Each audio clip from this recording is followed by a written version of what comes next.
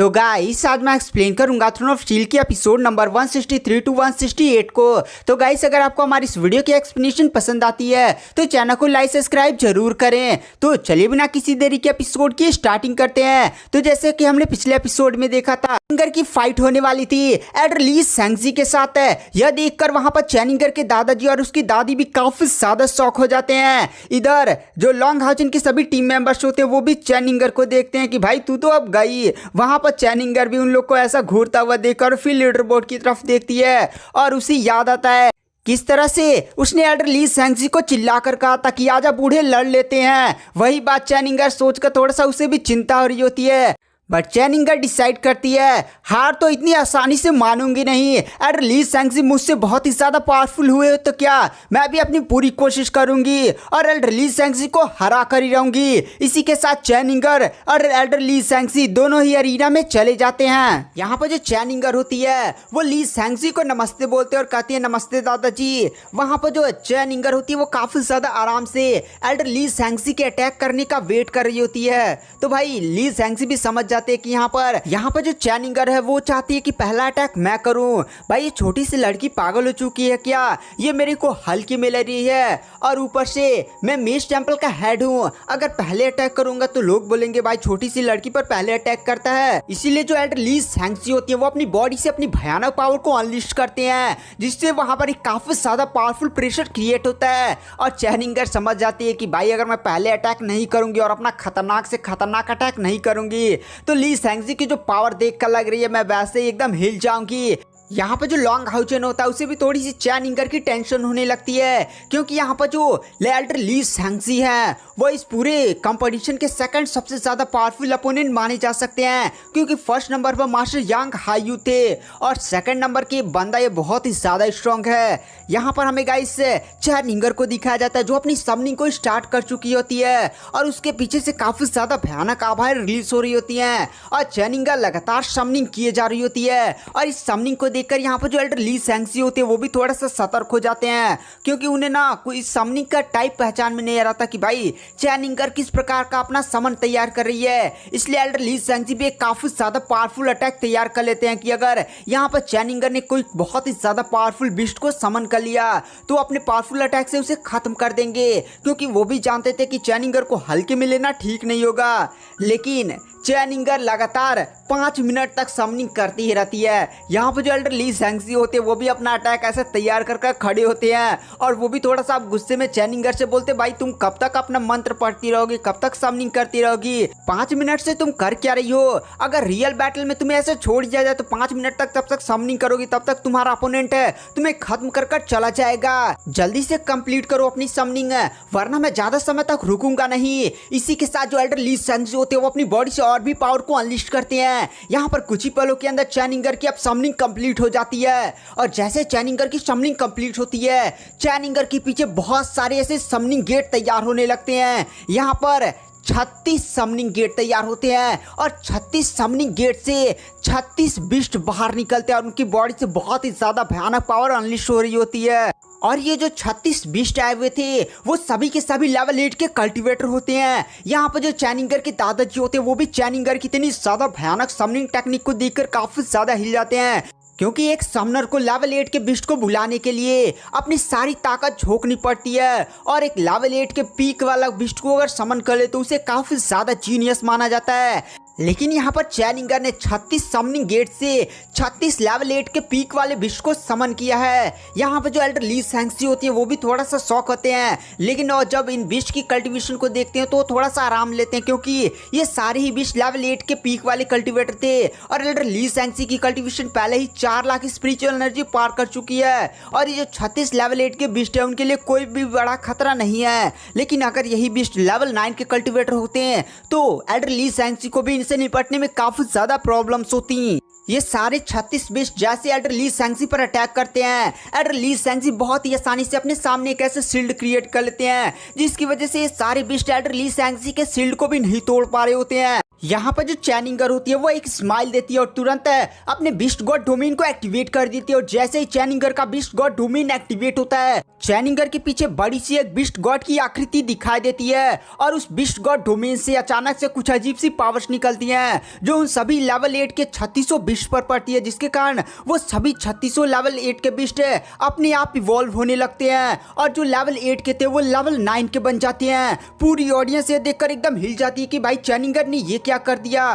Fight के बीच में ही उसने अपने बीस्ट जो 36 को उसने समन किया था, जो सभी के सभी लेवल 8 के थे, उन्हें फाइट के बीच में लेवल 9 का बना दिया। 36 लेवल 9 के बीस्ट एक रियल बैटल में एक डेमन गॉड पर भी भारी पड़ सकते हैं। तो यहाँ पर जो एल्डर ली सैंक्सी होते हैं वो भी अचानक से चैनिंगर की इस पावर को देखकर वो भी हिल जाते हैं और मनी मैन पछताते हैं कि भाई मैंने आखिर चैनिंगर को आखिर इस टेक्निक को पूरा करने क्यों दिया, मैं ही थोड़ा सा ज्यादा अपने आप को गिन लिया था। उसके बाद वहां पर जो एल्डर ली सैंक्सी होते हैं वो तुरंत अपने विंड गॉड डोमेन की पावर्स का यूज करते हैं और एल्डर ली सैंक्सी काफी ज्यादा पावरफुल बड़े बड़े अटैक्स करते हैं और उन बीस्टों के बीच में और एल्डर ली सैंक्सी के बीच में कुछ अच्छी खासी फाइट्स होती है। लेकिन यहाँ पर एल्डर ली सैंक्सी को अपनी ट्रू पावर्स को शो करना पड़ता है, यानी एल्डर ली सैंक्सी अपनी विंड गॉड डोमेन टेक्निक का यूज करते हैं और जैसे वो अपनी बड़ी बड़ी डोमेन टेक्निक्स का यूज करते हैं वो उन बड़े बड़े चाकुओं से सीधे ही उन सभी बिस्टों पर अटैक करने लगते हैं। और गाइस यहाँ पर एल्डर ली सैंक्सी अपनी समझे ट्रू पावर्स को एकदम यूज कर रहे होते हैं, जिसके कारण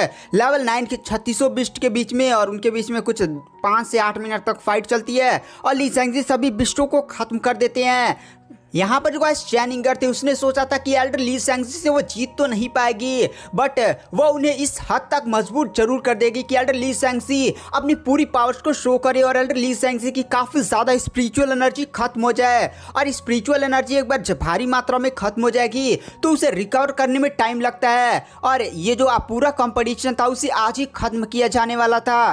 तो एल्डर ली सैंक्सी इतनी जल्दी रिकवर नहीं हो पाएंगे और हो सकता है कि लॉन्ग हाउचेन और एल्डर ली सैंक्सी का मुकाबला हो जाए और ली सैंक्सी की स्पिरिचुअल पावर कम होगी तो जरूरी लॉन्ग हाउचेन को फायदा होगा। इसलिए यहाँ पर जो चैनिंगर होती है वो अपनी पूरी पावर्स लगाकर जो बचे हुए बिस्ट थे उनको ली सैंक्सी पर अटैक करने के लिए भेजती है। लेकिन ली सैंक्सी अपने विंड गॉड डोमेन की जब वो बड़े बड़े बड़े ब्लेड्स फिर से मारना शुरू करते हैं तो 3600 बिस्ट खत्म हो जाती है। यहाँ पर चैनिंगर भी तुरंत जमीन पर आ जाती है क्योंकि उसने इस समनिंग को कंप्लीट करने के लिए अपनी पूरी ताकत लगा दी होती है। यहाँ पर जो मैकडल होता है वो तुरंत 4 सरों वाले चिमरा का रूप धरता है और एल्डर ली सैंक्सी पर एक काफी ज्यादा पावरफुल अटैक करता है। लेकिन एल्डर ली सैंक्सी मैकडल को भी तुरंत पीछे ढकेल देती हैं और वो एक काफी ज्यादा पावरफुल विंड ब्लेड को तैयार करते हैं और सीधे मैकडल पर तान लेते हैं और चैनिंगर की तरफ देख कर कहते हैं जल्दी से हार मारो वरना ये तुम्हारा जो छोटा सा सुअर है ना इसको मैं बहुत ही ज्यादा चोटिल कर दूंगा। तो चैनिंगर भी तुरंत हार मान जाती है और कहती है ठीक है मेरे मैकडल छोटे सुअर को छोड़ दीजिए ली सैंक्सी दादाजी। तो वहाँ पर जो एल्डर ली सैंक्सी होते हैं उसे छोड़ देते और फिर अरीना से बाहर चले जाते हैं। यहाँ पर जो चैनिंगर होती है वो फिर से लॉन्ग हाउचेन के पास जाती है तो लॉन्ग हाउचेन भी कहता है तुमने बहुत ही ज्यादा बढ़िया किया। फिर गाइस यहाँ पर रेफरी चंग जिडियन अनाउंसमेंट करते हैं नेक्स्ट फाइट की, जो फाइट होने वाली थी सायर और मेज टेंपल के डार्क एल्डर के साथ है। गाइस मेज टेंपल का ये डार्क एल्डर काफी ज्यादा स्ट्रॉन्ग है। एल्डर ली सैंक्सी के बाद मेज टेंपल का सेकंड सबसे ज्यादा स्ट्रॉन्गेस्ट एल्डर है। उसके बाद गाइस यहाँ पर सायर और मेज टेंपल के डार्क एल्डर के बीच में काफी ज्यादा इकोनिक लेवल की बैटल स्टार्ट हो जाती है। और गाइस मैं एल्डर मोबू को कभी कभी डार्क एल्डर भी बोल दूंगा तो आप लोग कंफ्यूज मत होइएगा। तो यहाँ पर जो डार्क एल्डर और सायर होती है उनके बीच में काफी ज्यादा इकोनिक लेवल की बैटल हो रही थी और इस फाइट के बीच में जब भी सायर डार्क एल्डर को कोई क्रिटिकल हिट मारने वाली होती थी तो वो बंदा वहां से गायब हो जाता था, नॉर्मल वैसे ही फाइट्स करता था। क्यों गाइस इस डार्क एल्डर के पास टेलीपोर्टेशन की भी पावर होती है।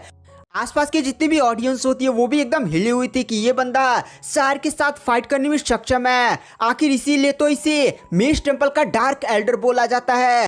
ऑडियंस ने सायर की पावर को देखा था जब मास्टर यांग हायू और लॉन्ग हाउचेन की भयानक वो लास्ट वाला अटैक नहीं हुआ था और उस अटैक की वजह से जो अरीना की सिक्योरिटी फॉर्मेशन थी वो भी एकदम टूट चुकी थी। तो वहां पर सायर ने ही अपने टावर ऑफ इटर्निटी को समन कर सभी की लाइफ को सेव किया था। यहाँ पर जो सायर होती है वो एल्डर मोबू के साथ फाइट करते हुए उस पर एक पीछे से बहुत ही ज्यादा खतरनाक क्रिटिकल हिट मारने वाली होती है। लेकिन वहां पर जो एल्डर मोबू होता है अचानक से टेलीपोर्ट हो जाता है और इस बार सायर नोटिस करती है कि आसपास उसके एक अजीब सा केज बन जाता है, मतलब ऐसे पिंजड़ा बन जाता है। और सायर आसपास देखती है तो वहां पर एल्डर मोबू थोड़ा सा उससे दूर प्रकट होता है और हंसते हुए कहता है, यह मेरी एक लेवल 9 की काफी ज्यादा पावरफुल शीलिंग वाली टेक्निक है सायर, अब तुम इससे बाहर निकल सकती हो तो निकलो। इसी के साथ जो एल्डर मोबू होता है वो अपना डार्क एम्परर डोमेन को एक्टिवेट कर देता है और अपना एक काफी ज्यादा पावरफुल मैजिक वाला स्पेल कास्ट कर देता है, क्योंकि वो भी जानता था कि सायर जब अपनी भयानक पावर को अनलिश करेगी या अपनी डोमेन टेक्निक का यूज करेगी तो उसका हेल केज पिंजड़ा सायर को ज्यादा समय तक रोक नहीं पाएगा। इसीलिए उसे अपनी सबसे ज्यादा स्ट्रॉन्गेस्ट अटैक पहले से ही तैयार करना होगा, ताकि जब तक सायर तोड़ कर बाहर निकले वो अपना स्ट्रॉन्गेस्ट अटैक सायर पर कर दे। इसी के साथ जो एल्डर मोबू होता है वो अपना डार्क एम्परर डोमेन की सारी पावर्स को एक जगह पर इकट्ठा करता है और अपनी सबसे ज्यादा स्ट्रॉन्गेस्ट अटैक का यूज करता है, जिसकी वजह से ना उसके सामने काफी ज्यादा पावरफुल डार्क एम्परर का क्लोन तैयार होता है। उस काले से बड़े से क्लोन के अंदर से काफी ज्यादा भयानक काली आभा रिलीज हो रही होती है और उस बंदे ने अपने हाथ में एक बहुत ही ज्यादा खतरनाक ब्लैक कलर की स्वाट पकड़ी होती है। यहाँ पर जो सायर होती है वो भी उस डार्क एम्परर क्लोन को देखती है और सायर के चेहरे पर एक अजीब सी मुस्कान आ जाती है और सीधे ही सायर उस हेल केस से गायब हो जाती है और एल्डर मोबू के पीछे आ जाती है और एल्डर मोबू पर एक काफी ज्यादा पावरफुल अटैक करने वाली होती है। एल्डर मोबू एकदम हिल जाता है कि भाई ये क्या हुआ, आखिर सायर मेरे अचानक से पीछे कैसे आ सकती है, वो तो मेरे हेल केज वाली टेक्निक में थी ना, उसको तोड़कर बाहर आना चाहिए था, लेकिन भाई उसको तोड़ा भी नहीं, अचानक से गायब होकर मेरे पीछे कैसे आ गई। और एल्डर मोबू अपनी पूरी टेलीपोर्टेशन वाली ताकतों को झोंक देता और एक झटके में वहां से गायब होता है, वरना अगर एक सेकंड भी लेट हुआ होता तो भाई वो फाइट हार चुका होता। एल्डर मोबू तुरंत अपने डार्क एम्परर क्लोन को ऑर्डर देता है कि वो सायर पर अटैक करे। वो जो बड़ा सा डार्क एम्परर क्लोन होता है और अपनी बड़ी से ऐसे स्वाड उठाता है और सीधे सायर पर धाम से मारता है, लेकिन सायर वहां से डॉज कर उसके अटैक को बच जाती है। सायर तुरंत आसमान में दिखाई देती है और तुरंत अपने डोमेन ऑफ प्यूरिफिकेशन का यूज करती है, जिसकी वजह से वहां पर एक शुद्ध करने वाली काफी ज्यादा प्योर आभा फैल जाती है। और गाइस ये जो प्यूरिफिकेशन की पावर होती है वो किसी भी डार्क एनर्जी को प्यूरिफाई कर देती है। और ये जो डार्क एम्परर क्लोन था वो भी उसी डार्क एनर्जी से बना हुआ था ना। पूरा जो डार्क एम्परर क्लोन होता है वो एकदम कांपने उपने लगता है और इतना डर जाता है कि भाई डर कर भाग जाता है। एल्डर मोबू ने उसे रोकने और आदेश देने की कोशिश तो की थी, लेकिन डार्क एम्परर क्लोन बोलता है भाई तुझे मरना है तो मर, मैं तो चला, और सीधे ये बात बोलकर भाग जाता है। और गाइस सायर के पास इतनी ज्यादा प्योर प्यूरिफिकेशन की पावर इसलिए थी ना क्योंकि गॉड हिराक्लियस ने जाने से पहले सायर को बहुत सारी गॉड ऑफ डेथ की वो प्यूरिफिकेशन वाली पावर्स नहीं प्रोवाइड की थी और उसे लॉकेट भी दे दिया था। इसी वजह से तो सायर की इतनी ज्यादा भयानक पावर्स बढ़ी थी। जो सायर होती है वो एक झटके में गायब होती है और सीधे एल्डर मोबू के गले पर अपना बड़ा सा कटाना रख लेती है। एल्डर मोबू तो एकदम डरा हुआ था क्योंकि उसका डार्क एम्परर क्लोन जो उसने अपनी डोमिनोमिन पावर उसमें झोंक झाँक दी थी वो तो भाई डर कर भाग गया था, उसका सबसे ज़्यादा स्ट्रॉन्ग ही अटैक ही भाग गया। तो भाई सायर के साथ वो क्या फाइट करे, इसलिए वो अपनी हार को स्वीकार कर लेता है। यहाँ पर रेफरी चैन चिड़ियान सायर को विनर घोषित कर देते हैं और फिर यहाँ पर कुछ और फाइट्स चलती है जहां पर 5th राउंड स्टार्ट होता है। और 5th राउंड के स्टार्टिंग में इस बार लॉन्ग हाउचिन का सामना एक मैच टेंपल के अर्थ मैजिशियन के साथ होने वाला था। तो वो जो अर्थ मैजिशियन होता है वो भी आने वाला था, तो एल्डर ली सैंगजी उसे रोकते और कहते हैं यहाँ पर बहुत ही ज्यादा कम कंटेस्टेंट बचे हैं और फाइनल राउंड में हो सके मैं और लॉन्ग हाउचिन फाइट करें। मैं जानता हूं कि तुम लॉन्ग हाउचिन को नहीं हरा सकते, लेकिन तुम्हें काफी ज्यादा पावरफुल डोमेन धारक है, अर्थ मैजिशियन हो, तो तुम्हें लॉन्ग हाउचिन के जितना हो सके उतना फाइट करना है और लॉन्ग हाउचिन की जितनी ज्यादा स्पिरिचुअल एनर्जी हो सके उतनी ज्यादा स्पिरिचुअल एनर्जी को खर्च करवाना है, ताकि लॉन्ग हाउचिन के साथ जब मेरी फाइट हो तो उसमें मुझे बढ़त मिले, क्योंकि वो भी जानते थे लॉन्ग हाउचिन बहुत ही ज्यादा स्ट्रांग है। उसने मास्टर यांग हाइयो को हरा दिया और मास्टर यांग हाइयो को ली सैंगसी भी नहीं हरा सकते थे, इसलिए उन्हें भी थोड़ी सी चिंता होने लगती है। गाइस लॉन्ग हाउचिन को मास्टर ली सैंगसी ये समझते थे कि लॉन्ग हाउचिन अभी काफी ज्यादा छोटा है, उसके पास थोड़ा सा भी अनुभव नहीं है। अगर उसे इंसानियत की पावरफुल आर्मी को सौंप दिया जाए तो सीधे लॉन्ग हाउचिन थोड़ी सी अपनी पावर शोर बढ़ाएगा और फिर वो सीधे डेमन गॉड एम्परर के साथ फाइट करेगा और आर्मी लेकर लीड करेगा, डेमन ओमन के साथ फाइट करेगा और जोश जोश में सारा होश खो देगा और ये बंदा पक्का ही खत्म हो जाएगा। और साथ ही साथ ये जो बड़ी इंसानियत की पावरफुल आर्मी को जो हम इकट्ठा कर बना रहे हैं, मतलब जितने भी 6 टेम्पल्स अपने सबसे ज्यादा पावरफुल कल्टिवेटर्स को इस आर्मी में शामिल करवाएंगे, तो आर्मी भी गई, लॉन्ग हाउचिन भी गया, सबका सब चला जाएगा। इसलिए वो लॉन्ग हाउचिन को ना थोड़ा सा अभी अनुभवहीन समझते हैं। तो पिछले एपिसोड में हमने देखा था कि जो लॉन्ग हाउचन था उसका सामना मिस टेम्पल के एक अर्थ मैजिशियन के साथ होने वाला था। तो वहाँ पर ली सैंगसी ने अर्थ मैजिशियन को समझाया था कि देख भाई, मैं जानता हूँ लॉन्ग हाउचन काफी ज्यादा स्ट्रॉन्ग और तू उसे नहीं हरा पाएगा, इसलिए तू एक काम करना, लॉन्ग हाउचन की जितनी ज्यादा स्पिरिचुअल एनर्जी हो सके उतनी ज्यादा स्पिरिचुअल एनर्जी को खत्म करना, उसके साथ है काफी ज्यादा डेंजर फाइट करना, जिसके कारण लॉन्ग हाउचन को अपनी बहुत ही ज्यादा भयानक अटैक्स करने पड़ेंगे और इसमें लॉन्ग हाउचन की काफी ज्यादा स्पिरिचुअल एनर्जी भी खत्म होगी। तो वहां पर अर्थ मैजिशियन हमें सिर लाता और फिर अर्थ मैजिशियन और लॉन्ग हाउचन दोनों ही अरीना में एंटर करते हैं। अर्थ मैजिशियन और लॉन्ग हाउचन के बीच में काफी स्ट्रॉन्ग बैटल होना स्टार्ट हो जाती है, लेकिन अर्थ मैजिशियन जब भी लॉन्ग हाउचन कोई पावरफुल अटैक कर रहा होता है तो तुरंत वो अपने सामने ऐसे दीवार क्रिएट कर ले रहा होता है। लेकिन गाइस यहाँ पर जो लॉन्ग हाउचन था वो यहाँ पर अपनी डोमेन की पावर को अनलिश नहीं करता है, क्योंकि लॉन्ग हाउचन भी जानता था डोमेन काफी ज्यादा भयानक उसकी स्पिरिचुअल एनर्जी को खाएगा, इसलिए लॉन्ग हाउचन तुरंत अपनी यूनिकॉर्न को समन करता है और यूनिकॉर्न की मदद से अपनी पावर्स को काफी ज्यादा इंक्रीज करता है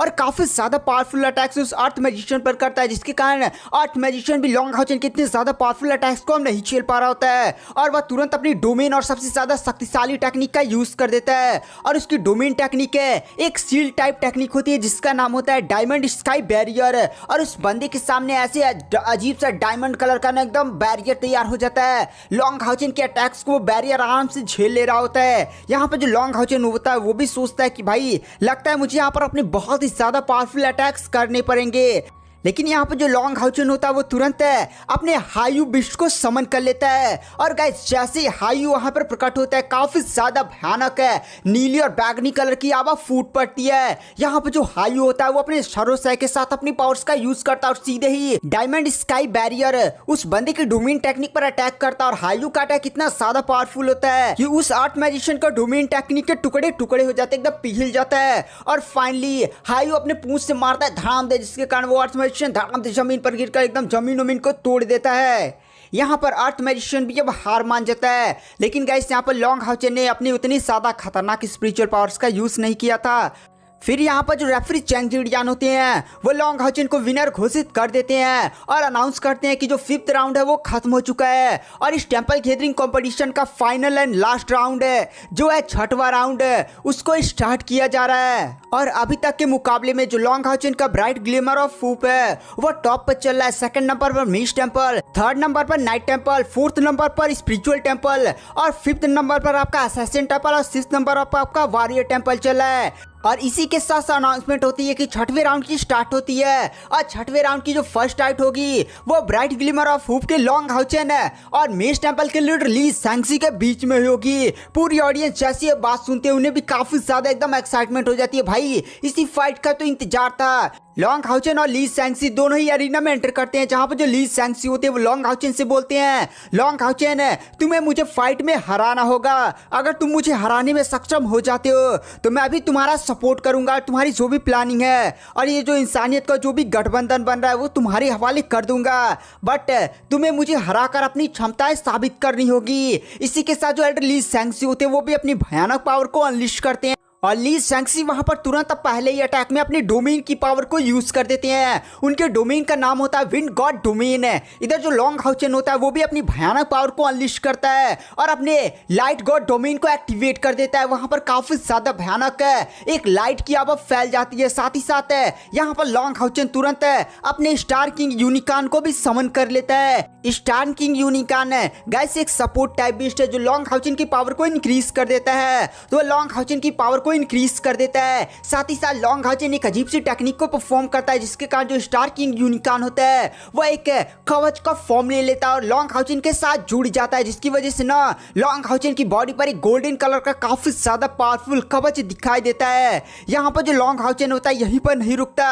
बल्कि वह अपने हायू को भी समन कर लेता है। लॉन्ग हाउचन के सबसे ज्यादा खतरनाक बैटल होने वाला था, क्योंकि लॉन्ग हाउचन ने जब मास्टर यांग हायू के साथ फाइट किया था तो मास्टर यांग हायू ने लॉन्ग हाउचन पर एकदम अपनी पूरी ताकत से एकदम हमला कर ये नहीं उनका मन था कि मैं लॉन्ग हाउचन को हरा कर ही रहूंगा, लेकिन यहाँ पर ली सैंगसी अपनी पूरी क्षमताओं का यूज करेंगे लॉन्ग हाउचन को हराने के लिए। इसलिए यहाँ पर लॉन्ग हाउचन थोड़ी सी भी ढील नहीं बरतने वाला होता है। यहाँ पर लॉन्ग हाउचन अपने बिस्ट हायू का समन कर लेता है और गाइस यहाँ पर हायू काफी ज्यादा कूल सी एंट्री मारता है। यहाँ पर जो हायू होता है वो एक स्वॉर्ड का फॉर्म ले लेता है। वह स्वॉर्ड काफी ज्यादा लंबी थी और उस पर 9 ऐसे प्रतीक बने हुए थे और काफी ज्यादा भयानक है, बैगनी कलर की आभा रिलीज हो रही होती है और वह स्वॉर्ड लॉन्ग हाउचन के हाथों में दिखाई देती है। लॉन्ग हाउचन भी स्वॉर्ड की पावर को महसूस करता है और गाइस ये पहली बार था कि हायू ने एक स्वॉर्ड का फॉर्म लिया था। सच में स्वॉर्ड काफी ज्यादा स्ट्रांग थी। लॉन्ग हाउचन के पास जो हिबिकस ऑफ लाइट स्वॉर्ड नहीं थी उसकी पावर अब लॉन्ग हाउचन को काफी ज्यादा लो लग रही थी, क्योंकि लॉन्ग हाउचन के पास जब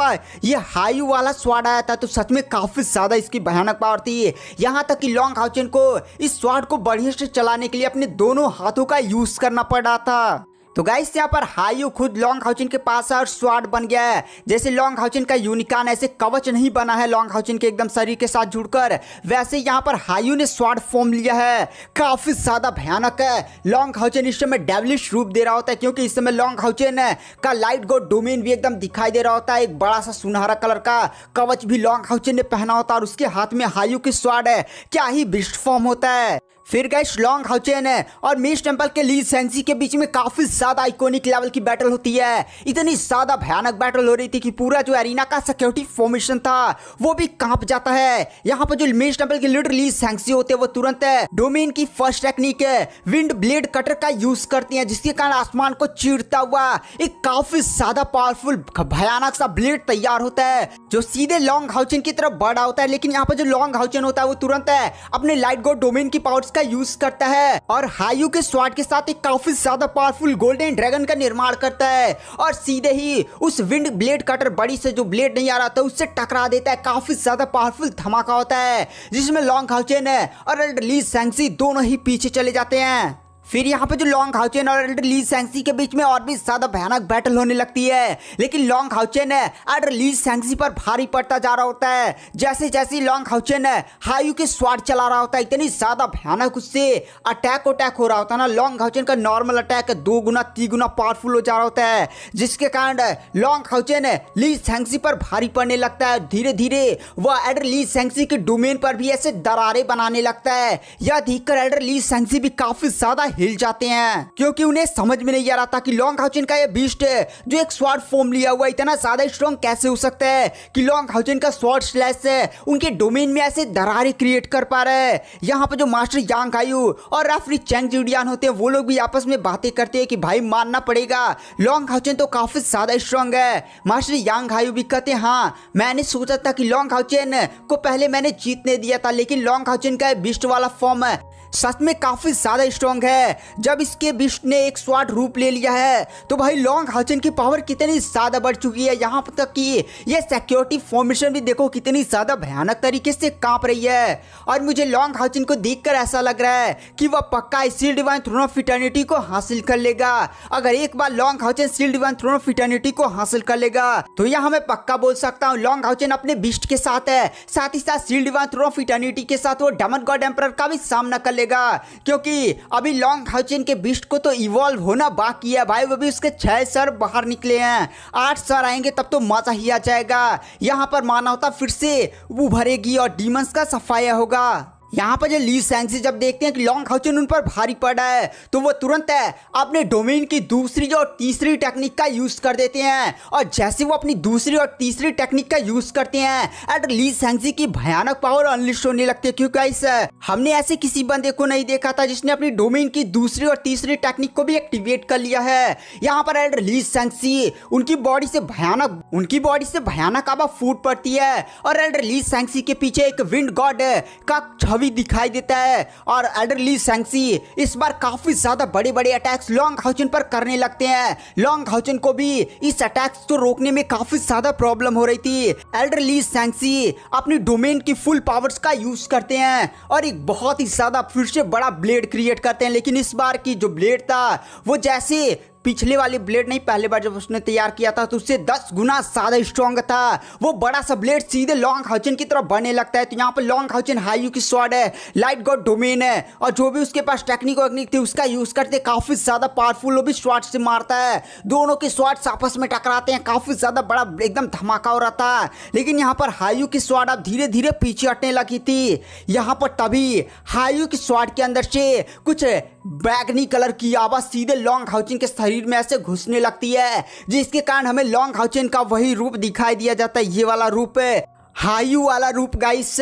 और लॉन्ग हाउचेन की पावर काफी ज्यादा बढ़ जाती है। लॉन्ग हाउचेन के आसपास जो गोल्डन आभा थी वो हट जाती है और बैगनी कलर की आभा फूट पड़ती है। और इस बार लॉन्ग हाउचेन एक काफी ज्यादा पावरफुल बड़ा सा स्वॉर्ड स्लैश मारता है। ये स्वॉर्ड स्लैश इतना ज्यादा पावरफुल होता है कि सीधे एडर ली सैंगजी का जो भी डोमेन से बना ब्लेड उलेट था उसको एकदम तोड़ ताड़ कर नष्ट कर देता है। और सीधे वो बड़ा सा ब्लेड एडर ली सैंगजी की तरफ बढ़ने लगता है। एडर ली सैंगजी भी इतनी ज्यादा पावरफुल स्वॉर्ड स्लैश को देखकर एकदम डर जाते हैं, क्योंकि उन्हें महसूस हो गया था कि अगर ये स्वॉर्ड स्लैश उनके टकरा जाता है तो उनकी बॉडी के टुकड़े टुकड़े भी हो सकते हैं। लेकिन गाइस यहाँ पे जो लॉन्ग हाउचेन होता है वो अपने आप को कंट्रोल करता है, सीधे ही उस स्वॉर्ड स्लैश को एल्डर ली सैंगसी से थोड़ा सा दूर मारता है। मतलब एल्डर ली सैंगसी को नहीं लगता है, लेकिन ये स्वॉर्ड स्लैश इतना ज्यादा पावरफुल था ना कि जो एरिना की सिक्योरिटी फॉर्मेशन थी भाई वो चुकने हो जाती है। पूरी ऑडियंस लॉन्ग हाउचेन की इतनी ज्यादा भयानक पावर को देखकर एकदम हिल जाती है। यहाँ पर जो लॉन्ग हाउचेन होता है वो तुरंत जमीन पर गिर जाता है, क्योंकि लॉन्ग हाउचेन ने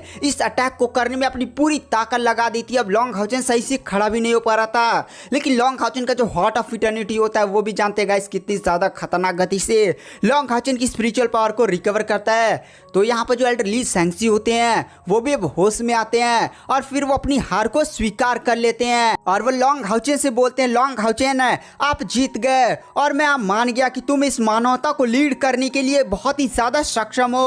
और वो लॉन्ग हाउचेन का कंधा थपथपाते हैं और सीधे फिर से मेज टेंपल की तरफ निकल जाते हैं। यहाँ पर जो लॉन्ग हाउचेन होता है वो भी खड़ा होता है और उसने भी गाइस इस अटैक में अपनी पूरी ताकत लगाती है। फाइट सच में काफी ज्यादा भयानक होती है। और फिर इस टेंपल गैदरिंग कंपटीशन का 6वां राउंड भी समाप्त हो जाता है, जिसमें जो लॉन्ग हाउचेन की टीम थी वो नंबर 1 पोजीशन पर आ जाती है। सेकंड नंबर पर मेज टेंपल आता है, थर्ड नंबर पर नाइट टेंपल आता है, फोर्थ नंबर पर स्पिरिचुअल टेंपल, फिफ्थ नंबर पर असैसिन टेंपल और 6 नंबर पर वॉरियर टेंपल होता है। यहाँ पर गाइस लॉन्ग हाउचेन के टीम के 3 बंदे 6वें राउंड में आ पाए थे। पहला लॉन्ग हाउचेन, दूसरा सायर और तीसरी बंदी थी वांग युआन। तो लॉन्ग हाउचेन की टीम को ये ऑफर दिया जाता है कि भाई तुम लोग 7वां राउंड करना चाहोगे और आपस में फाइट कर ये डिसाइड करना चाहोगे कि तुम्हारा जो ब्राइट ग्लिमर ऑफ होप है उसमें जो 3 बंदे हैं उसमें से फर्स्ट और सेकंड और थर्ड पोजीशन पर कौन आएगा।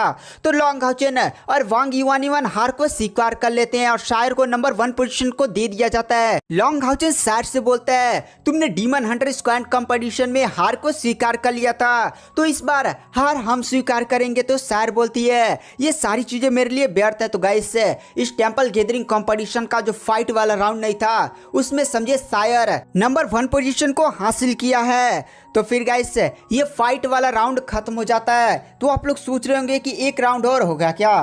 तो गाइस एक राउंड और होगा, वो फाइट वाला राउंड नहीं होगा बल्कि स्पिरिचुअल एनर्जी वाला राउंड होगा, जिसमें सभी कल्टिवेटर्स आएंगे और अपनी अपनी स्पिरिचुअल पावर्स को नपवाएंगे कि भाई किसके पास कितनी ज्यादा स्पिरिचुअल एनर्जी है। तो गाइस ये छोटा सा राउंड होगा, मतलब इसको मैं नेक्स्ट वीडियो में छोटे से ही मैं खत्म कर दूंगा। उसके बाद जो लॉन्ग हाउचेन है वो shield divine throne of eternity को टेस्ट को देने के लिए जाएगा।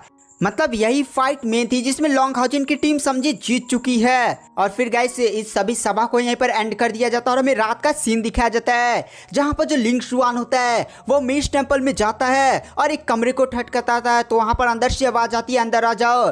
तो गाइस यहाँ पर जो लिंग शुआन होता है वो अपने दादाजी लिंग चैन के साथ मिलने के लिए होता है। तो यहाँ पर जो लिंग चैन होते हैं वो भी लिंग शुआन को देखते हैं और फिर वो लोग आपस में बातें करते हैं, जहाँ पर जो लिंग शुआन होता है वो अपने दादाजी से बोलता है कि मुझे सन सीक्रेट फायर कॉस्ट टेक्निक को सीखना है। ये बात सुनकर वहाँ पर जो लिंग शुआन के दादाजी होते हैं वो काफ़ी ज़्यादा शौक हो जाते हैं, क्यों गाइस ये वही टेक्निक है जिसकी वजह से ना लॉन्ग हाउचेन की मदर और फादर की मृत्यु हो गई थी। इसी टेक्निक पर वो लोग रिसर्च कर रहे थे, इसीलिए लिंग शुआन इस टेक्निक को कभी भी नहीं सीख पा रहा था। और इसी फायर वाली टेक्निक की वजह से जो लिंग शुआन के दादाजी वो मेज टेंपल में इतने ज्यादा फेमस है और उनकी पावर्स बहुत ही ज्यादा खतरनाक है। लिंग शुआन के दादाजी लेवल 8 पर रहते हुए भी लेवल 9 के कल्टिवेटर्स को भी एकदम धूल चटा सकते थे इसी फायर वाली टेक्निक की वजह से। और लिंग शुआन हमेशा ही टेक्निक से दूर भागता रहा, क्योंकि वो सोचता था कि इसी टेक्निक की वजह से उसके मदर और फादर की डेथ हुई है ना। बट उसके दादा भी शौक हो जाते हैं कि भाई लिंग शुआन सच में इस टेक्निक को सीखना चाहता है, और वह खुश भी हो जाते हैं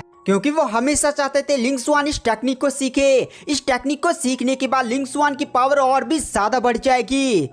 तो गाइस आज की वीडियो की एक्सप्लेनेशन को यहीं पर एंड कर देते हैं। वीडियो पसंद आई हो तो चैनल को लाइक सब्सक्राइब जरूर करें। नेक्स्ट वीडियो काफ़ी ज़्यादा इंटरेस्टिंग होने वाले हैं।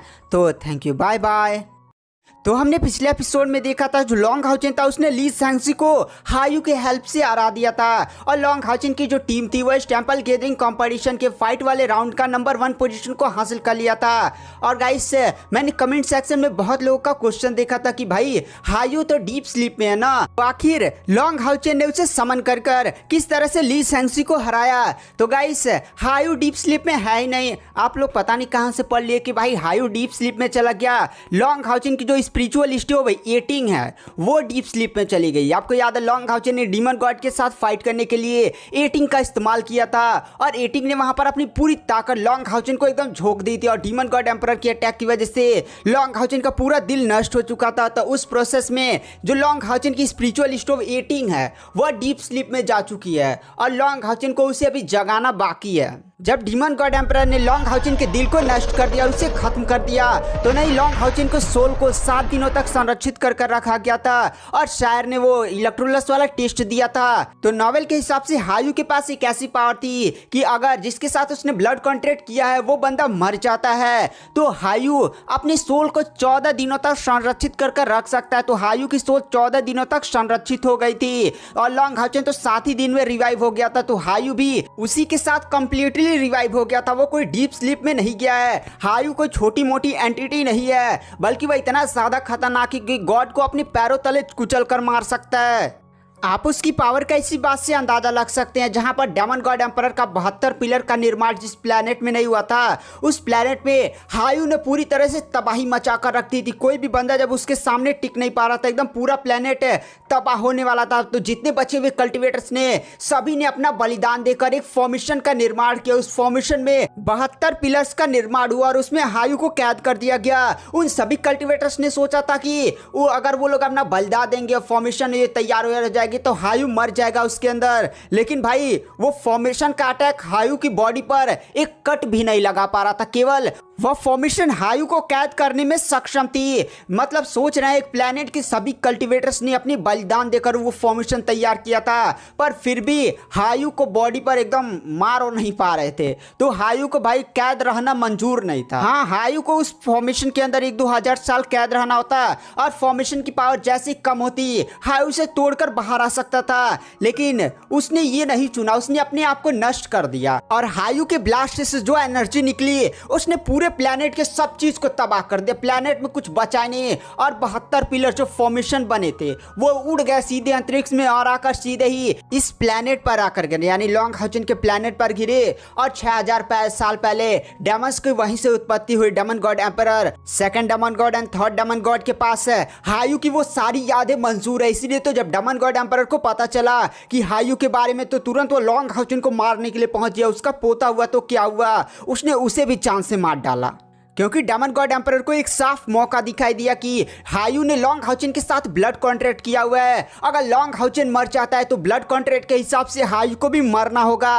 इसीलिए तो डेमन गॉड एम्परर ने इतना बड़ा षड्यंत्र रचा था। नहीं, मैंने पिछले वीडियो के कमेंट सेक्शन में देखा था बहुत सारे कमेंट्स ऐसे आते कि हायू तो डीप स्लीप में, हायू तो डीप स्लीप में है। इसीलिए तो मैंने सोचा चलिए आपको बता देता हूँ। तो चलिए आते हैं कहानी की मेन स्टोरी लाइन पर। तो फिर हमें लिंग जुआन का सीन दिखाया जाता है। लिंग जुआन अपने दादाजी के पास गया होता और उसने बोला था कि दादाजी मुझे sun saint secret fire cost technique सीखनी है। गाइस ये वही टेक्निक थी जिसकी वजह से लिंग जुआन के मदर और फादर मरे थे रिसर्च करते करते। तो वहाँ पर जो लिंग जुआन के दादाजी लिंचेन होते वो जैसे ये बात सुनते वो काफी ज्यादा खुश हो जाते हैं। वह इतने ज्यादा एक्साइटेड होते हैं कि सीधे अपने पोते के जाकर एकदम कंधा थपथपाते हैं कि वाह बेटा वाह, तुमने तो मेरा एकदम गर्व से नाम रोशन कर दिया। मैंने सोचा था कि यह टेक्निक मेरे साथ ही खत्म हो जाएगी, इसका कोई भी बढ़िया मुझे उत्तराधिकारी नहीं मिलेगा, लेकिन तुमने तो कमाल कर दिया, धमाल कर दिया, चलो मैं तुम्हें सिखाता हूँ। वह इतने ज्यादा एक्साइटेड हो जाते हैं कि अभी रात हो रही थी, लेकिन वह लिंग जुआन को लेकर रात में सिखाने के लिए चले जाते हैं। तो तो गाइस फिर हमें नेक्स्ट डे का सीन दिखाया जाता है जहां पर आज होने वाला था टेंपल गैदरिंग कंपटीशन का स्पिरिचुअल एनर्जी को मापने वाला कंपटीशन। पिछले एपिसोड में फाइट वाला सारा कंपटीशन हो चुका था जहां पर लॉन्ग हाउचन की टीम ने हर एक टेंपल के सभी बंदों को हराकर नंबर 1 पोजीशन को हासिल कर लिया होता है। तो अब स्पिरिचुअल एनर्जी को नापा जाएगा। तो यहाँ पर जो रेफरी चैंग जुडियान होते हैं वो रूल्स को बताते हैं कि हर टेंपल से 3 कॉन्टेस्टेंट्स को भेजा जाएगा जो लोग सामने इस पत्थर पर हाथ को रखेंगे और यहाँ पर उनकी बॉडी में कितनी ज्यादा स्पिरिचुअल एनर्जी है यहाँ पर सीधे सीधे लिख दिया जाएगा। तो यहाँ पर इस राउंड को भी स्टार्ट किया जाता है। पूरी ऑडियंस ही काफी ज्यादा एक्साइटेड होती है। तो फिर जो पहले बार आता है वो होते हैं वॉरियर टेंपल के एल्डर्स जिसमें वॉरियर टेंपल के लीडर क्विंग गंग हाउ और 2 एल्डर्स होते हैं। ये लोग जब अपनी स्पिरिचुअल एनर्जी नपवाते हैं तो वहां पर जो वॉरियर टेंपल के हेड होते हैं उनकी स्पिरिचुअल एनर्जी आती है 2,70,364 है। और गाइस ऐसे दो बाकी जो वॉरियर टेंपल के एल्डर्स थे उनकी 2-2 लाख आई थी, यानी सबकी जोड़ ली जाए तो आप मान सकते हैं 6 लाख है। और फिर एसासिन टेंपल के 3 एल्डर्स आते हैं, इनकी स्पिरिचुअल एनर्जी को कंबाइन किया जाए तो गाइस 7 लाख आया था। तो गाइस ऐसे ही बताया गया, सबका एक इंडिविजुअल नहीं बताया गया है। यहाँ पर मेष टेंपल के लीडर ली सेंगसी की बारी आती है। ली सेंगसी भी जाकर अपनी स्पिरिचुअल एनर्जी को नपवाते हैं। उनकी स्पिरिचुअल एनर्जी 4,20,000 आई होती है। और हमने डार्क एल्डर को देखा था, उस बंदे की स्पिरिचुअल एनर्जी 2,80,000 की लमसम आई थी। तो फिर हमें नाइट टेंपल का सीन दिखाया जाता है। नाइट टेंपल के जो सबसे ज्यादा स्ट्रॉन्गेस्ट कल्टिवेटर या माना होता कि आप सबसे ज्यादा स्ट्रॉन्गेस्ट कल्टिवेटर बोल सकते हो जिनका नाम है यांग हायू, उनकी बारी आती है। और वो जब अपनी स्पिरिचुअल एनर्जी को नपवाते हैं तो उनकी स्पिरिचुअल एनर्जी का नंबर आता है 5,80,000।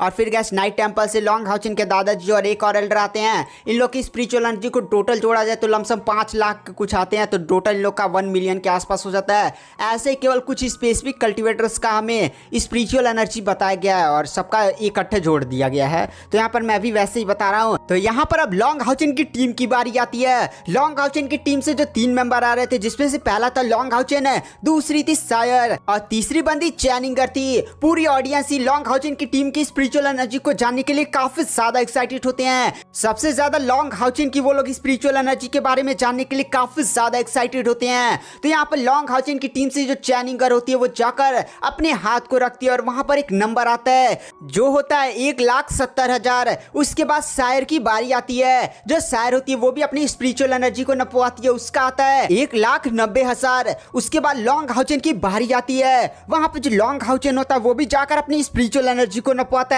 लॉन्ग हाउचिन की स्पिरिचुअल एनर्जी 3,10,000 के बाद आती है। साथ ही साथ 90,000 लॉन्ग हाउचिन के जो हार्ट ऑफ इटर्निटी प्रोवाइड करता है वो लॉन्ग हाउचिन नहीं लगाता है, नहीं तो ये लॉन्ग हाउचिन की स्पिरिचुअल एनर्जी लमसम 4 लाख हो जाती। तो आप समझ रहे हैं पूरी ऑडियंस लॉन्ग हाउचिन की टीम की स्पिरिचुअल एनर्जी के बारे में जानकर काफी ज्यादा हिली हुई थी, क्योंकि यहाँ पर जितने भी पैट्रियार्च एल्डर्स आए हुए थे उनकी एज 80 प्लस थी, कोई तो 100 भी पार कर चुका था। तब वो लोग 2 से 3 लाख स्पिरिचुअल एनर्जी को इकट्ठा कर पाए थे। लेकिन यहाँ पर लॉन्ग हाउचिन की एज 25 थी, सैर की एज 24 थी और यहाँ पर चैनिंगर की एज 28 थी। और ये लोग अभी से ही 2 लाख स्पिरिचुअल एनर्जी तक पहुंच चुके हैं और स्पेशली लॉन्ग हाउचिन तो 3,10,000 तक पहुंच चुका है। इसलिए पूरी ऑडियंस ही काफी ज्यादा हिली हुई थी।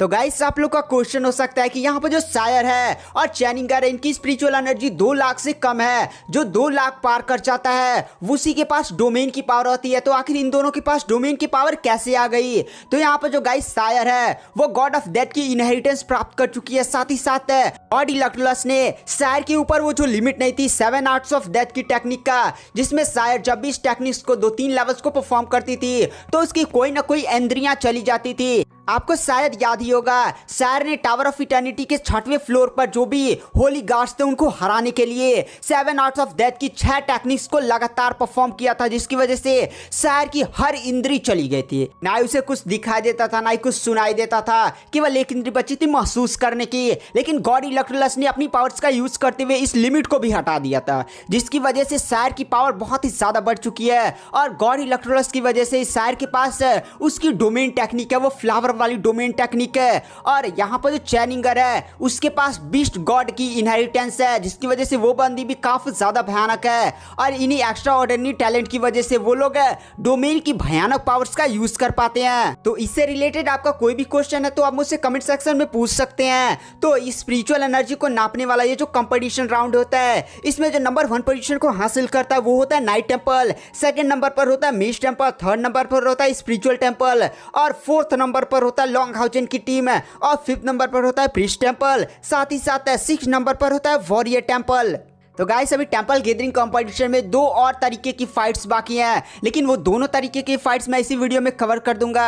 अरे मैंने थोड़ा सा नावल को आगे पढ़ा ना, तो वहां पर मुझे क्लियर हुआ, जैसे शुरुआत में पता नहीं चल रहा था उतना ज़्यादा, अजीब सा एकदम हिंदी टू हिंदी हो जाता है ना गूगल ट्रांसलेशन की वजह से, इसलिए थोड़ा सा कन्फ्यूज हो जाता हूँ। तो इसके लिए सॉरी। चलिए वो 2 राउंड्स के बारे में बता देता हूँ। जो तीसरी तरीके की फाइट है उसका नाम है डोमेन बैटल है, जिसमें हर टेंपल से 3-3 बंदे फिर से आएंगे जिनके पास डोमेन हो, और वो लोग है सेंट बीट नाम का एक ट्रीजर है, उसके जाकर अपनी अपनी डोमेन की पावर को अनलिस्ट करेंगे, और वो डोमेन धड़ एकदम बुलेट की तरह उनकी डोमेन पर अटैक, खूब खतरनाक अटैक करेगा। जो भी सबसे ज्यादा देर तक उसके अंदर टिकेगा वही विनर होगा।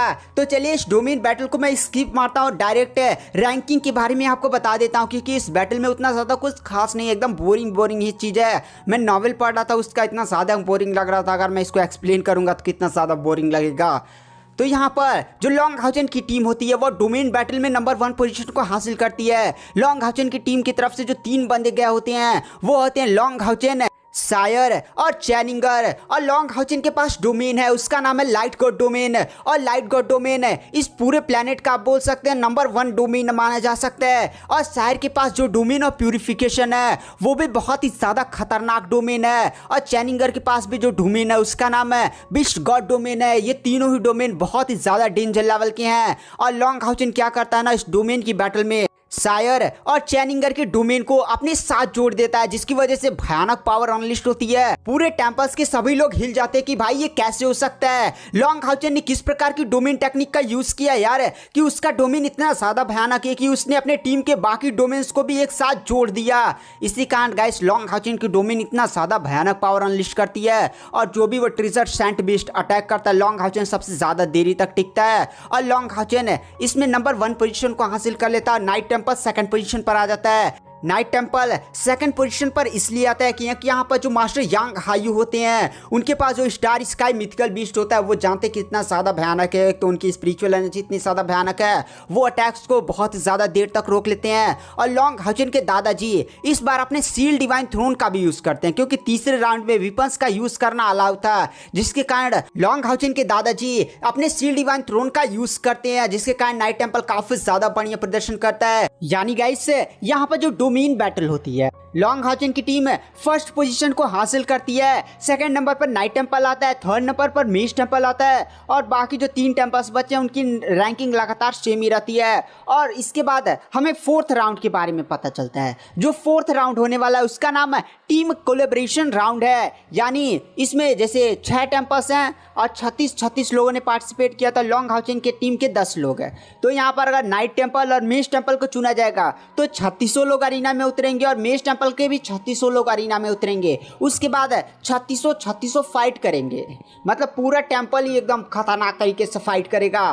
तो यहाँ पर तो इस राउंड की फाइट को नेक्स्ट डे निपटाया जाने वाला था, मतलब नेक्स्ट डे से ये भी फाइट राउंड स्टार्ट होगा। तो यहाँ पर जो एल्डर ली झांगसी होते हैं वह कहते हैं भाई बस करो अब टेंपल गैदरिंग कंपटीशन की फाइट्स को। लॉन्गहाउजेन की टीम नंबर 1 पोजीशन को हासिल कर चुकी है, और बाकी टेंपल्स की जो भी रैंकिंग है उसे वही रैंकिंग रखा जाए, चौथे राउंड्स को यहाँ पर खत्म कर दिया जाए। तुम जान रहे हो ना 4 साल पहले डेमस ने लॉन्गहाउजेन के खिलाफ होली बैटल शुरू कर दी थी, यानी लॉन्गहाउजेन की वजह से वो लोग पूरा ही होली बैटल चला दिए थे, और उन लोग को भी न्यूज़ अब तक पहुंच चुकी होगी कि यहाँ पर लॉन्गहाउजेन जिंदा हो चुका है, ये बैटल वोटल की बारी सब पता चल चुकी होगी, लॉन्गहाउजेन इतना ज़्यादा स्ट्रॉन्ग हो चुका है। तो वो लोग फिर से अपनी बैटल की तैयारी कर चुके होंगे। अगर तुम लोग ऐसे ही टेंपल गैदरिंग कंपटीशन करते रहे तब तक डेमस को आइडिया भी लग गया, वो अटैक भी कर दिया और कुछ हो भी नहीं पाया, हम लोग इधर ही रह गए और हमारे टेंपल्स को लोग उखाड़ कर चले जाएंगे। तो फालतू में इधर की फाइट्स को बंद करो, और जो हमारी ये गठबंधन होने वाला उसको नेक्स्ट डे कंप्लीट किया जाए। फालतू में यहाँ पर कंपटीशन ही कराते रह जाएगा, डेमंस को पता चल जाएगा तो अलग झंझट हो जाएगा। तो यहाँ पर मैं यही प्रस्ताव देना चाहता हूँ कि अब टेंपल गैदरिंग कंपटीशन के इन राउंड्स को बंद कर दिया जाए। हमें अब सतर्क रहना होगा, डेमंस का हमला कभी भी हो सकता है।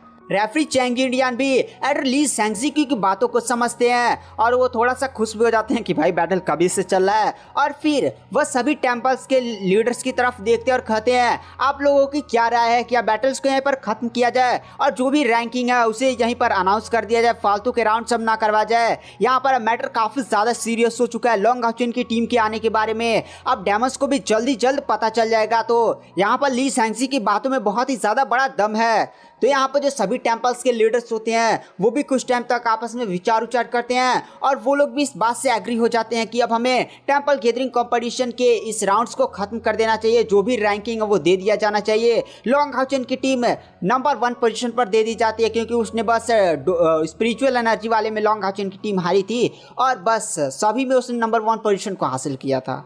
तो फालतू की और बैटल्स ना करवाया जाए। तो गाइस आज की वीडियो की एक्सप्लेनेशन को यहीं पर एंड कर देते हैं। सच में आगे के एपिसोड्स काफी ज्यादा खतरनाक होने वाले हैं। तो यहाँ पर चैनल को लाइक सब्सक्राइब जरूर करें। मैं नेक्स्ट एपिसोड जल्दी अपने चैनल पर अपलोड कर रहा हूँ। Thank you, bye bye. तो गाइस आज मैं एक्सप्लेन करूंगा लॉन्ग हाउचेन किस प्रकार से shield divine throne of eternity को हासिल कर इस पूरे मानवता का सबसे ज्यादा स्ट्रॉन्गेस्ट कल्टिवेटर बनता है। तो गाइस ये वीडियो होने वाला है पार्ट 40। अगर आपने हमारे पिछले एपिसोड्स को मिस कर दिया है तो एक बार चैनल में जाकर वहां पर चेकआउट जरूर करें और मैंने लिंक डिस्क्रिप्शन बॉक्स में भी दे दिया है। तो चलिए बिना किसी देरी के इस एपिसोड की स्टार्टिंग करते हैं।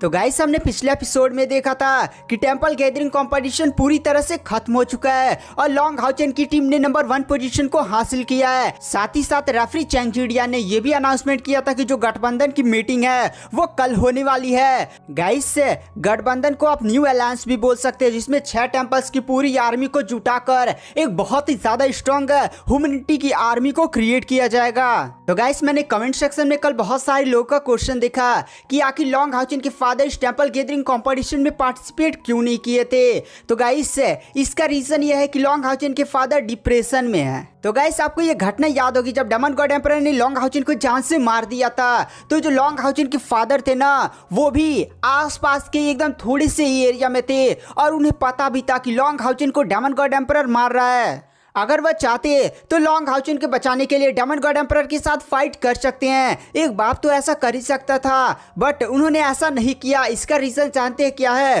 क्योंकि वो समझते हैं कि जो लॉन्ग हाउचेन है वह उनका बेटा नहीं है बल्कि डेमन गॉड एम्परर का बेटा है। तो गाइस आप भी बोलेंगे भाई तुम ऐसा कैसे बोल सकते हो। तो गाइस एकदम लास्ट में जब एकदम नॉवेल एंड होने वाला रहेगा ना, जब Long Haochen demon god emperor को जान से मारने वाला रहेगा तो लॉन्ग हाउचेन की जो मदर होती है वह डेमन गॉड एम्परर को बचाने के लिए सीधे उसके सामने आ जाती हैं। तो यहाँ पर लॉन्ग हाउचेन के फादर उन्हें जाकर चमाटा वमाटा धर देते हैं कि भाई कमीनी तो ये क्या कर रही है। और ऐसे बहुत सारे वहाँ पर लड़ाई झगड़ा होती है फैमिली मैटर्स से। वहाँ पर लॉन्ग हाउचेन के फादर लॉन्ग हाउचेन की मदर से बोलते हैं कि मैं समझता हूँ डेमन गॉड एम्परर ने तुम्हारे साथ जबरदस्ती की, ऐसा वैसा बहुत सारे शब्द बोलते हैं। वहाँ पर डेमन गॉड एम्परर भी लॉन्ग हाउचेन के फादर की ये बात सुनकर काफी ज्यादा शॉक हो जाता है और कहता है भाई ये तू क्या बोल रहा है, मैं आखिर अपनी बेटी के साथ जबरदस्ती क्यों करूंगा, ये मेरी बेटी है पत्नी नहीं है। ये बात सुनने के बाद लॉन्ग हाउचेन के फादर भी काफी ज्यादा शॉक हो जाते हैं और कहते क्या ये तुम्हारी बेटी है। और वहाँ पर लॉन्ग हाउचेन के फादर को काफी ज्यादा बड़ा पछतावा होता है। तब वहाँ पर वो रिवील करते हैं कि जब demon god emperor Long Haochen को जान से मार रहा था तो वो आसपास के एरिया में ही मौजूद थे और इसी कारण सी वजह से ना वो लॉन्ग हाउचेन को बचाने के लिए आगे नहीं गए थे। आपने एक और बात देखा होगा कि लॉन्ग हाउचेन जब छोटा था तो लॉन्ग हाउचेन के फादर उससे केवल थोड़ी सी ट्रेनिंग देते हैं, वह लॉन्ग हाउचेन को ज्यादा ट्रेन नहीं करते हैं और लॉन्ग हाउचेन की मदर को लेकर वो नाइट टेंपल की तरफ निकल जाते हैं। लॉन्ग हाउचेन अकेला ही ट्रेनिंग करता है। तो इसका रीजन यह था कि लॉन्ग हाउचेन के फादर जब लॉन्ग हाउचेन से पहली बार मिले थे तो उन्होंने लॉन्ग हाउचेन के अंदर डेमन गॉड एम्परर के ब्लड को महसूस कर लिया था, इसीलिए वो लॉन्ग हाउचेन थोड़ा सा अंदर ही अंदर नफरत भी करते थे। तो आपका ये भी क्वेश्चन हो सकता है कि लॉन्ग हाउचेन जब मास्टर यांग हायू अपने दादाजी लॉन्ग तियानियन इन सभी से मिला था तो इन लोगों ने लॉन्ग हाउचेन की बॉडी के अंदर डायमंड ब्लड को महसूस क्यों नहीं किया था। तो गाइस इसका रीजन यह है कि लॉन्ग हाउचेन छोटा था तो उसके पास ज्यादा कल्टीवेशन पावर नहीं थी और ना ही उसका अभी सोन ऑफ लाइट की पावर चाहती थी। तो लॉन्ग हाउचेन जैसे जैसे बड़ा होता गया, स्ट्रॉन्ग होता गया, वो ब्लड का जो प्रभाव था ना बहुत ही ज्यादा नेग्लेक्टेबल के बराबर हो जाता है, बहुत ही ज्यादा छोटा हो जाता है जिसे डिटेक्ट नहीं किया जा सकता। गाइस इससे रिलेटेड आपको बहुत सारे क्वेश्चन हो सकते हैं तो मैं इससे कभी एक वीडियो लेकर आऊंगा या नॉवेल के एंड में जब एपिसोड्स आएंगे तो वहां पर बता दूंगा। वीडियो ही ऐसा खत्म हो जाएगा अगर मैं पूरा कहानी बताने लगा। तो चलिए आते हैं कहानी की मेन स्टोरी लाइन पर। तो फिर गाइस में लॉन्ग हाउचेन की टीम को दिखाया जाता है, वो लोग बैठकर जो नया गठबंधन नहीं बनने वाला है उस पर अपनी सारी प्लानिंग कर रहे थे। गाइस गठबंधन के लीडर के लिए वही उम्मीदवार होगा जो इस टेंपल गैदरिंग कंपटीशन में नंबर 1 पोजीशन को हासिल किया है। तो कल लॉन्ग हाउचेन को इस नई अलायंस के लीडर के लिए उम्मीदवार चुना जाएगा। तो लॉन्ग हाउचेन ये प्लानिंग बना रहा था कि भाई उसे सपोर्ट मिले, ज़्यादा से ज़्यादा वोट मिलेंगे तभी लॉन्ग हाउचेन जीतेगा। ये नहीं कि भाई लॉन्ग हाउचेन को कोई सपोर्ट ही ना करे तो लॉन्ग हाउचेन को लीडर नहीं बनाया जाएगा। इसलिए लॉन्ग हाउचेन अपनी सारी प्लानिंग बना रहा होता है।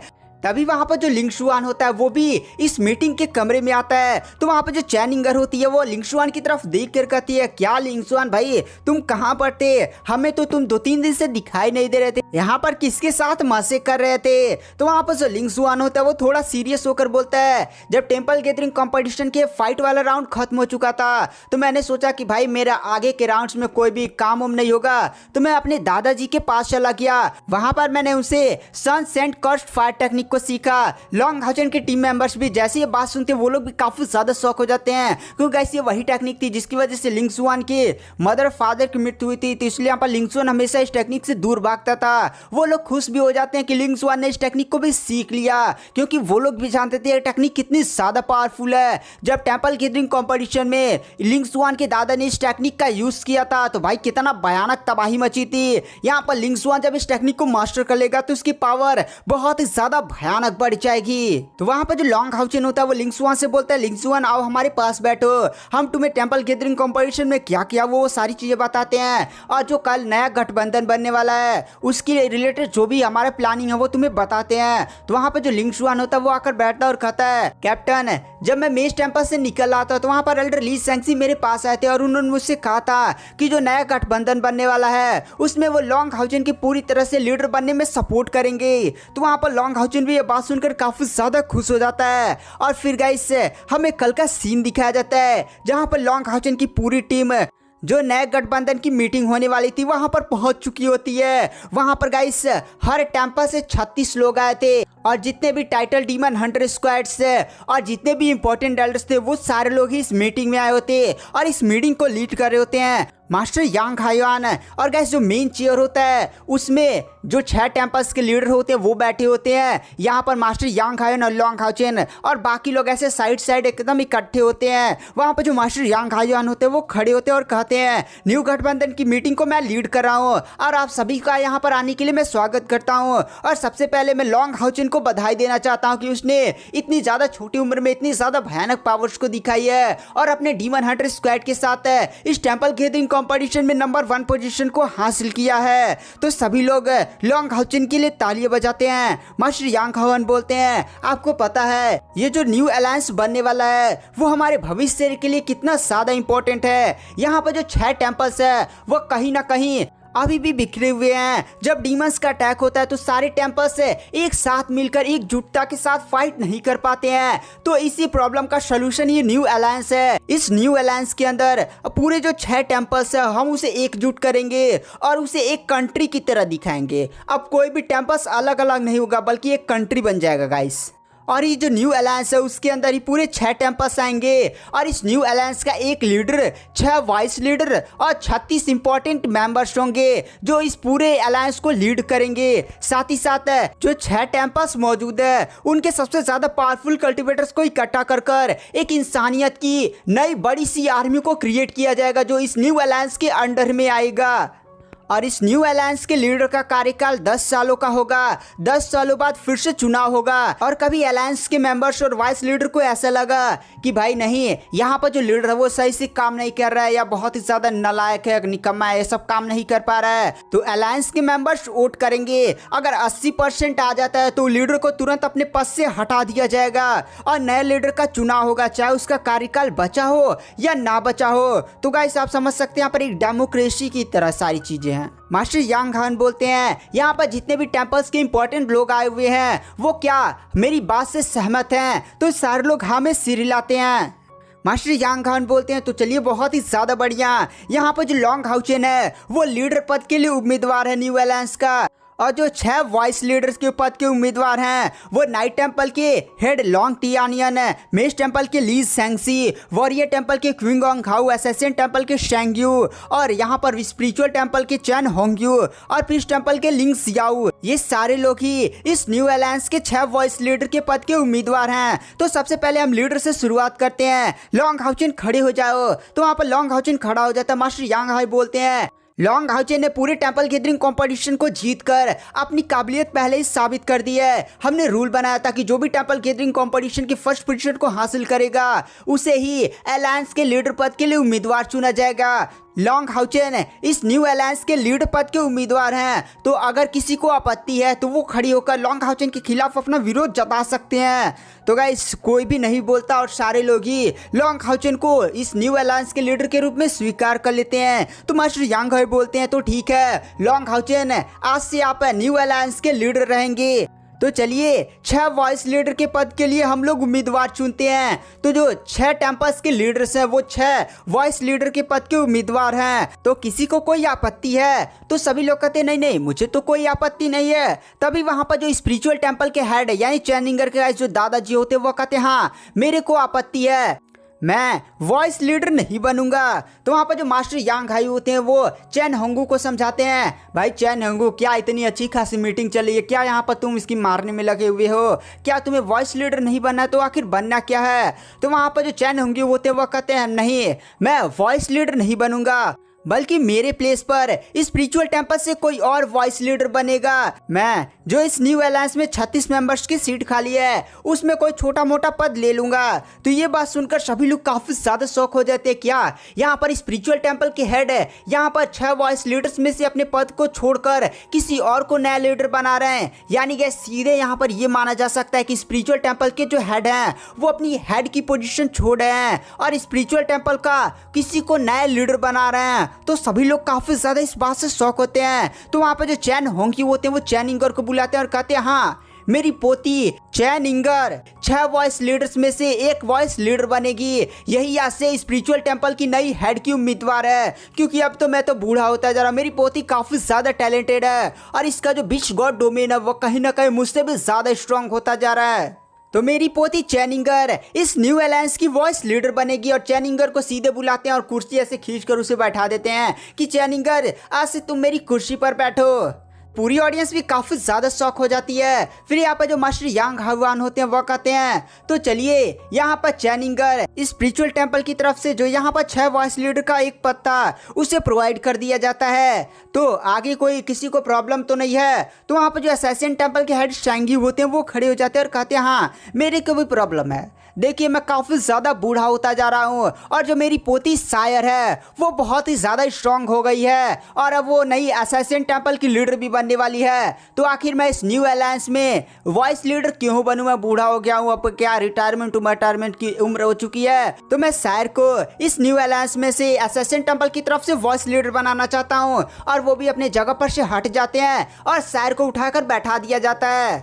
तो वहां पर मास्टर यांग हान बोलते हैं हाँ भाई तो चलो आप तो अब मीटिंग को आगे बढ़ाया जाए। तभी वहां पर वॉरियर टेंपल के हेड क्यूंगोंग हाउ बोलते हैं मुझे भी आपत्ति है। देखिए कहीं ना कहीं मेरा मानना है हमारा जो वॉरियर टेंपल है वो इस टेंपल गैदरिंग कंपटीशन में सबसे ज्यादा लास्ट आया है और इसका रीजन कहीं ना कहीं मेरी लीडरशिप भी है। मैं बूढ़ा होता जा रहा हूँ और मुझे उतना अच्छा लीड करना भी नहीं आता, इसीलिए हमने कल वॉरियर टेंपल्स के सभी एल्डर्स के साथ मीटिंग कर लिया और हमने ये डिसाइड किया कि यहाँ पर जो वांग युआन है वो नई अब वॉरियर टेंपल की हेड बनने की उम्मीदवार है। तो अब मेरी भी रिटायरमेंट की उम्र आ गई है, तो क्या ही मैं वाइस लीडर बनूं। यहाँ पर अब वांग युआनियन को इस न्यू अलायंस के इस वॉरियर टेंपल की तरफ से वॉइस लीडर बना दिया जाता है। सीधे वो दौड़ते हुए वांग युआनियन के पास जाते हैं और उसको पकड़ कर लाते हैं और कुर्सी पर खींचकर बैठा देते हैं। तो मास्टर यांग हावन बोलते हैं तो चलिए यहाँ पर अब मीटिंग को आगे बढ़ाया जाए। यहाँ पर 6 वॉइस लीडर का भी चुनाव कर दिया चुका है। जो पहले है वो है लॉन्ग तियानियन है, सेकंड यहाँ पर ली सेंगसी, सायर वांग युआनियन, चैनिंगर, प्रीस्ट टेंपल की हेड है लिंग सियाओ। और गाइस अलायंस में जो 36 मेंबर्स चाहिए थे उनकी भी 2 मीटिंग में से चुनाव कर खत्म कर दिया जाता है। यहाँ पर पूरी ऑडियंस काफ़ी ज़्यादा हिली थी, क्यों गाइस ये जो न्यू अलायंस है वो 6 मंदिरों को कंट्रोल करेगा और इस पर जो 7 इंपॉर्टेंट पद है, 6 वॉइस लीडर और 1 लीडर, इनमें से टोटल 5 पदों पर लॉन्ग हाउचेन का ही कब्जा है। एक तो लॉन्ग हाउचेन के दादाजी जो नाइट टेंपल की तरफ से है, यहाँ पर चैनिंगर, वांग युआनियन, सायर और लॉन्ग हाउचेन, ये समझे 5 लोग तो वैसे है। मतलब पूरे जितने भी टेंपल्स हैं और न्यू अलायंस में जो सबसे बड़ी स्ट्रॉन्गेस्ट ह्यूमैनिटी की आर्मी होगी वो भी लॉन्ग हाउचेन के कंट्रोल के अंदर आएगी। मास्टर यांग हावन बोलते हैं तो चलिए अब यहाँ पर ये नया अलायंस बन चुका है, सबको बहुत ही ज़्यादा बढ़िया बधाई। अब मैं यहाँ पर लीडर लॉन्ग हाउचेन को यहाँ पर बुलाना चाहता हूँ ताकि वो लोग भाषण दे सके। तो वहाँ पर गाइस लॉन्ग हाउचेन आता है, काफ़ी ज़्यादा अच्छा खासा भाषण देता है कि हमें एकजुट रहना पड़ेगा, डीमंस को ऐसे पीटना पाटना है, ऐसे बहुत ही ज़्यादा अच्छा खासा भाषण देता है।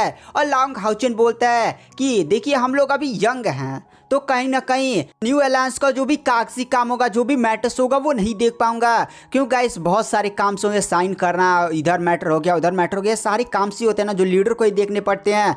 तो लॉन्ग हाउचेन यही बोलता है कि हमें अपनी कल्टीवेशन पर भी फोकस करना है, क्योंकि डीमंस का अटैक कभी भी हो सकता है और हमने अपनी पावर्स को काफी ज्यादा स्ट्रॉन्ग करना है। तो इस अलायंस का जो भी काम दाम है वो यहाँ पर लॉन्ग तियानियन, मेरे दादाजी, मेष टेंपल के लीडर ली सेंगसी और प्रीस्ट टेंपल की लीडर लिंग सियाओ, ये लोग संभालेंगे। मैं अपने डीमन हंटर स्क्वाड के साथ अपनी पावर्स को बढ़ाने पर ज्यादा फोकस करूंगा, क्यों गाइस अभी जो नई बड़ी सी आर्मी ह्यूमैनिटी की बननी है उसे भी एक लीडर ही बनाएगा ना, मतलब चुनाव न जाना, इसमें काफी ज्यादा काम धाम होता है। तो लॉन्ग हाउचेन इसमें ही फंस जाएगा। तो पता चला डीमंस का उधर से अटैक हो गया, डीमन गॉड भी जान गया, दौड़ा कर मारने के लिए आ गया कि भाई लॉन्ग हाउचेन मैं तुझे छोड़ूंगा नहीं। तो यहाँ पर लॉन्ग हाउचेन काम में फंस रहा है, पावर भी ना बढ़ा पाए, तो ऐसा तो चलेगा नहीं। लॉन्ग हाउचेन को भी काफी ज्यादा काम है। पहला तो काम लॉन्ग हाउचेन को सील डिवाइन थ्रोन को हासिल करना है, उसके बाद हायू की 8वीं सर 8 सर को इवॉल्व कराने के लिए उसकी दुनिया में जाना है और वहां पर एक पूरे प्लेनेट के पावरफुल ज़ॉम्बीज के साथ फाइट करना है। इसी के लिए लॉन्ग हाउचेन को पावर चाहिए। तो लॉन्ग हाउचेन इसलिए अपनी कल्टीवेशन पर अभी ज्यादा फोकस करना चाहता था, इसलिए वहां पर जो लॉन्ग हाउचेन होता है वो अपना जो भी काम दाम होगा, जो भी लीडर को काम उम करना होगा, ये सारे वॉइस लीडर्स जो है वो मिलकर संभाल लेंगे। इसी के साथ ये जो नया गठबंधन था वो भी बनकर क्रिएट हो जाता है। तो गाइस आपका जो भी क्वेश्चन है आप मुझे कमेंट सेक्शन में बोल सकते हैं। तो थैंक यू, बाय बाय। मैं नेक्स्ट एपिसोड जल्दी अपने चैनल पर अपलोड कर दूंगा। तो थैंक यू, बाय बाय।